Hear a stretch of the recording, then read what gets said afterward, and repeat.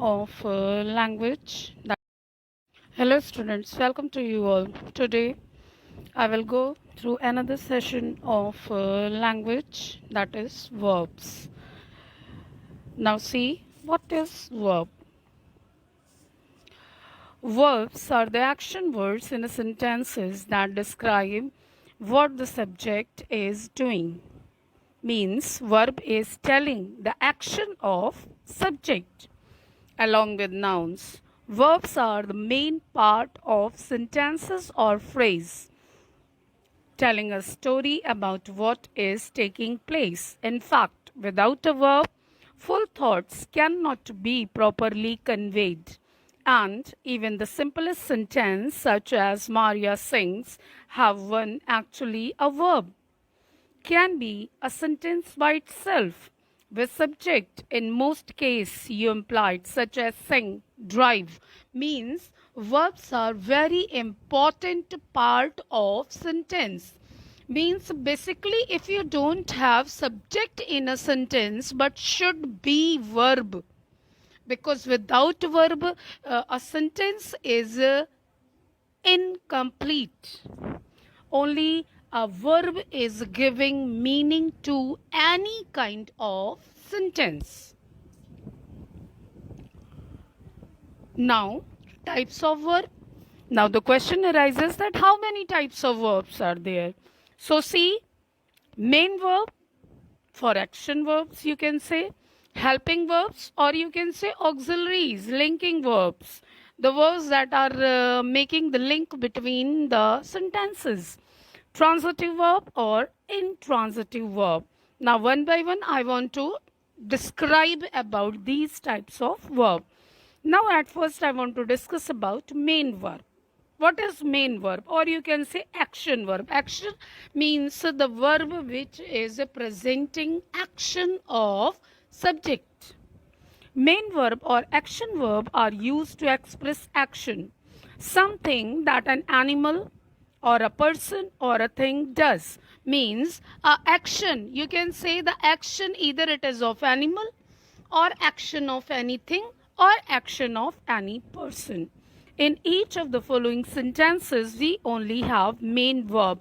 Now, there are some sentences are given below here, and in these sentences, only the actions are, means the action verbs have been discussed.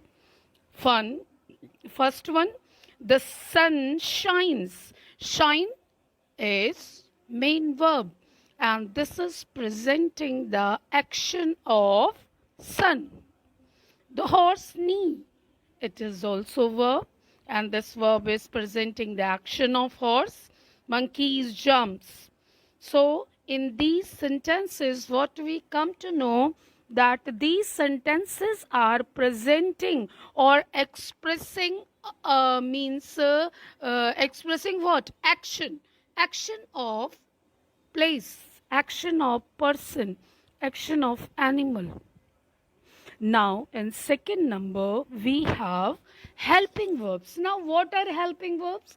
I told you in the previous videos also, is, am, are, was, were, will, you can say shall, should, may, might, can, could. These all are called helping verbs.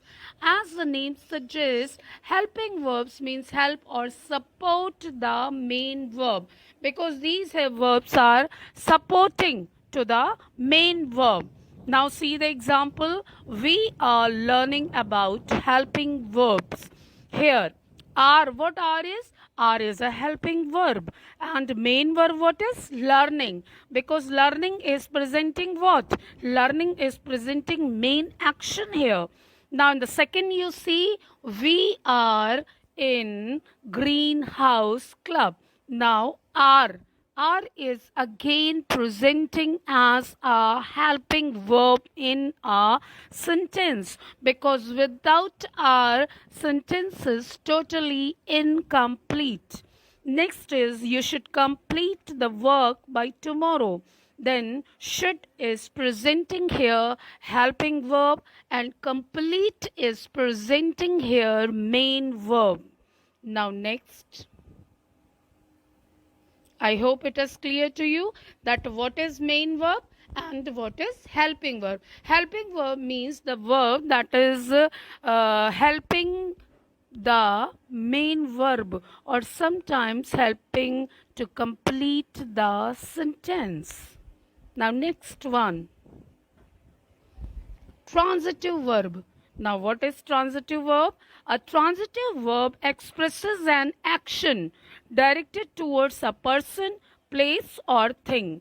The action expressed by transitive verb passes from the doer or the subject to the receiver of the action. Now see what it is doing. The words that receive the action of transitive verbs are called object. Now how the action received? Here it is written, the teacher made the question paper. Now see, in the above sentence, we can see the words in green. Here it is written, the question paper. So, the question paper complete the sense of a sentence, or you can say it is also presenting the work of a subject. The sentence would not make complete sense without this object. So it is called transitive verb. अगर हम सिर्फ ये कहते हैं the teacher made, then what? Question is what? Then answer the question paper. So it is called a transitive verb. When I am saying Peter cut, what? The cake, because without object these sentences are not complete. So it is called transitive verb, means expresses an action directed towards a person, or you can say place or thing. Okay, noun. Here again it is written, the teacher dash what, means if you are putting question on subject, then answer will come what? The question paper. In the same manner, if you are telling Peter cut means what? Then answer is the cake. Then this answer is called object, and this answer proves that the act means that that it is transitive verb. Why? Because the sentence would not be complete without this object. You cannot find the complete sense without this object. So what it is called? It is called transitive verb. Okay. So, in the above sentences, the verbs made and cut are transitive verbs. A transitive verb needs a direct object to complete its meaning. What we come to know? That always the transitive verb need a direct object. You know very well a direct object or indirect object means I write a letter to my father. Then a letter is a direct object. To my father is the indirect object. In the same manner here. Now see example of transitive verbs. Birds have feathers. The teacher praised the pupil. She is eating a pear. Means these verbs are not complete without object. If there is object and the object is presenting complete sense here, then it is called transitive verb. I like English. They are playing football. The potter has made a beautiful pot. Now they are playing football. What? Football. Then it is object. It is direct object, means the sentence is complete when we are adding objects here. Janice bought a bicycle. She is writing an essay. So these all sentences are presenting that if we are writing the objects, then only we would be able to get the complete sense or complete meaning. So these are called transitive verbs. Now see what is intransitive verb. A verb which does not need an object to make complete sense is called an intransitive verb. Means the sentences are complete with verbs only. The sentences doesn't have any requirement for object, then these are called intransitive verb. Okay, means an intransitive verb expresses an action or tells something about the subject without the action passing to receiver or passing to the object. It can stand alone in the predicate because its meaning is complete. Now see the examples here.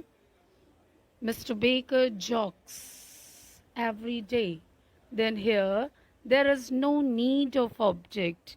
Another wicked hunter was hiding. Here hiding is also presenting meaning itself. Annie looks very beautiful. Here looks is also complete. John speaks loudly. The ship sank rapidly. So these sentences are complete in a sense without any object. Okay. Now we will discuss about rules of subject verb agreement. Now see what is subject verb agreement. Subject verb agreement with a singular noun. If the subject is singular noun, or you can say pronoun, for example, he, I, she, it, we must ensure that we must use singular verb to write a correct sentence.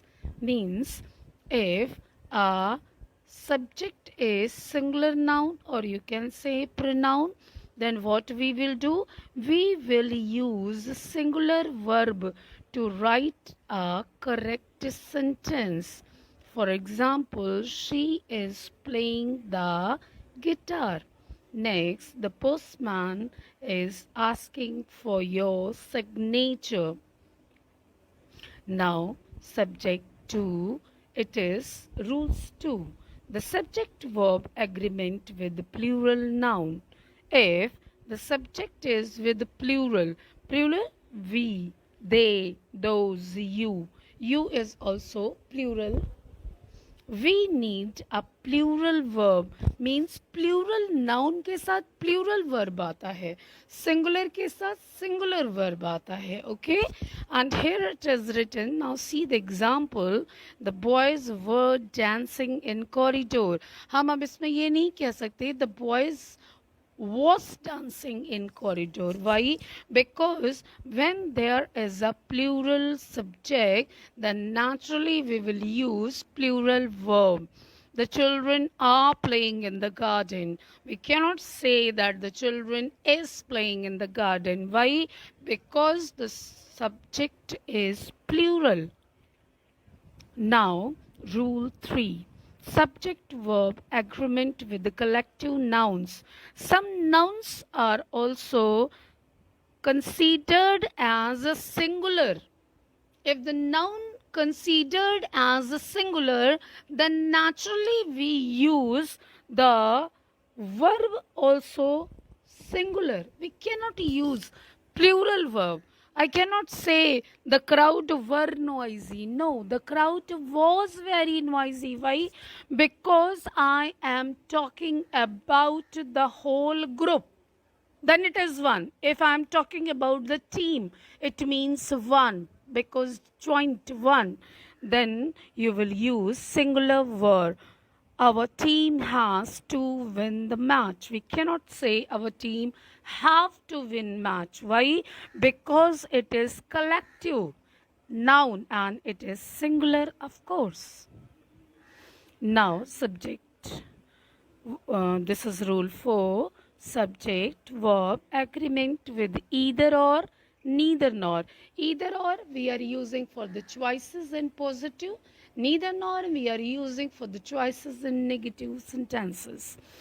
The verb must agree with the noun or pronoun that are closer to either or neither nor. list of example sentences. Neither he nor I am guilty means here you will use the verb according to the second subject. Here I. With I we cannot use is. We will use am in a singular number. Neither Bob nor his friends want the party. Here also, after friends, we will use want. We cannot write wants. Okay. Now, rule number 5. Subject verb agreement with indefinite pronoun. Indefinite means that is not certain. Indefinite pronouns like nobody. Nobody, kaun hai, pata nahi. Everybody means everyone. Someone, it is also not clear. Somebody, one are always singular. Means we are using these indefinite pronouns as singular. Now see the example here. Everybody is liking the new car. Somebody is calling for you. Then also with these indefinite pronouns we are using singular verb. Now rule 6. We use singular verbs for uncountable nouns also. List of example. There is sufficient food in the refrigerator. Cold weather is a problem in this part of the country. Then here again we use the singular verb with uncountable noun. Sufficient food yani enough. We cannot make the 1, 2, 3, 4 counting. And here weather also we cannot make the counting here. So we are using singular verb. Now next is called finite and non-finite verbs. It is rule number 7. A plural noun takes a singular verb when it is named, such as Paris, China, Arabian Nights, and so on. Means when there is a use of plural noun as name. Suppose China, then we cannot say China are. China is the most densely populated country. Norway is very cold country. Now see the finite verb. Here is a definition written. Act as the main verb and can be changed according to the noun. Use in present and past tense means we can use this in present also and we can use this in a past tense also. Can be indicative of passive or active means you can use as active voice in the manner of active or you can use in the manner of passive sentences. Also used with singular or plural. Now see the example. She walks home. Here we see that the finite verb is walk. And what is the pronoun here? Pronoun is she. She walks home. Here we can see the verb. What is the verb? Walks. His verb means it is in a present tense. In the second sentence it is in a past tense. So it is changing according to the demand of the situation. Now, example, you promised me the last ticket. I am excited about going to amusement park. Now see the non-definite, non-finite verb. Definition is written here. Cannot be the main verb as they do not talk about the action that is being performed by the subject or noun. Means finite verb can be the main verb but non-finite cannot be the main verb. Why? Because do not talk about the action that is being performed by the subject. Means whatever the subject is doing, it is not discussed. Now do not indicate any tenses also. But when we are talking about the finite verb, then it is indicating the tenses, whether it is present tense or it is past tense. But when I am talking about non-finite verb, the non-finite verb is not presenting any tense, presenting mood or gender, used as noun, adverbs and adjective, and used to form non-finite clauses which are simply dependent clause that use non-finite. Now see the example here. Do you fancy going out? I like swimming. We enjoyed their singing. Means these are non-finite verbs are used as gerund, or sometime it is used as infinitive also. I decide not to go to New York. I had rather not eat much. I hope till here it is clear to you. Thank you. Have a nice day.